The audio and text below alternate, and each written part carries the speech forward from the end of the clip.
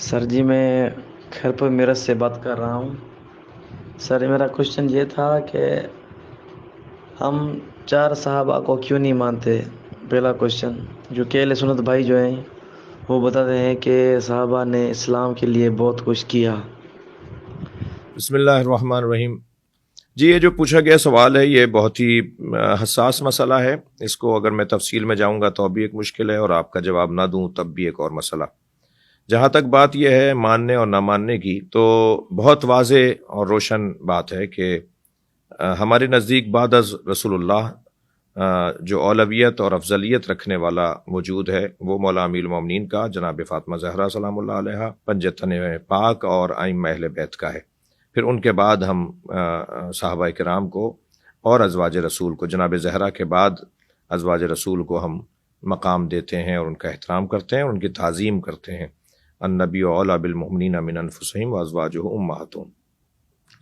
تو وہ جو مقام اور جو اللہ نے ان کو صحابہ کرام کو مقام دیا ہے، اور خاص طور پر ازواج رسول کو مقام دیا ہے، وہ نہ ہمارے یا کسی کے نہ کرنے سے کم ہوگا اور نہ ہمارے کرنے سے بڑھے گا، وہ ان کا مقام ہے۔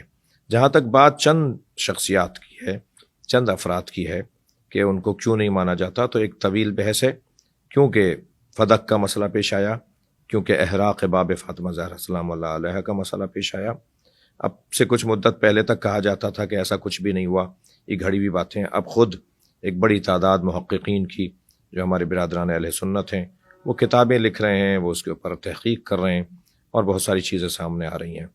کچھ عرصے پہلے تو ایک صاحب نے کہہ بھی دیا کہ معاذ اللہ جناب فاطمہ زہرا سلام اللہ علیہا آپ کو خطا کی نسبت دی۔ تو یہ باتیں سامنے آ رہی ہیں کہ نہیں، یہ سارا واقعہ گزرا ہے۔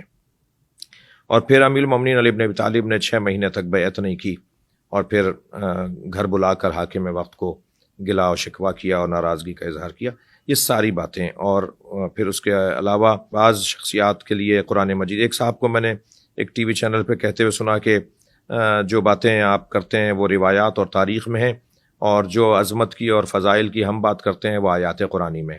تو آیات قرآنی میں ہی سورہ حجرات بھی ہے، آیات قرآنی میں ہی سورہ مبارکہ تحریم بھی ہے، اور جن کے بارے میں آپ کہتے ہیں کہ تاریخی اور حدیث کے اندر اور تاریخ میں آئی ہوئی باتیں ہیں، اور اس کی بنیاد پر کسی کے کو نظر انداز نہیں کیا جا سکتا، یا کسی کے بارے میں اس کو اولویت نہ دینا یا اس کو احترام نہ دینے کی بات نہیں کی جا سکتی، کیونکہ تاریخ میں آئی ہے۔ مگر قرآن میں تو فضائل آئیں، تو اسی قرآن کے اندر ان آیات کو پڑھا جائے کہ جن کے اندر ان کی مذمت آئی ہے اور ان سے ناراضگی کا اظہار ہوا ہے، حبط اعمال کی بات ہوئی ہے، اونچی آواز میں بات کرنے والے افراد کون تھے، اور اسی طرح نبی پر چڑھائی کرنے والے خواتین کون تھیں، اور ان سے ان کے دل ٹیڑھے ہونے والی بات کیا ہے۔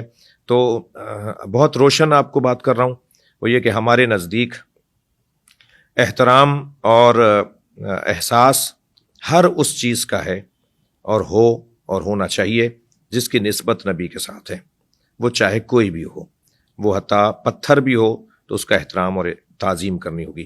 لیکن آئیڈیل، اسوہ حسنہ، نمونہ عمل ہمارے لیے مثالی اگر ہستیاں ہیں تو وہ بعد از رسول نبی کی آل ہے، مولا علی ہیں، جناب زہرا ہیں، ائمہ اہل بیت ہیں۔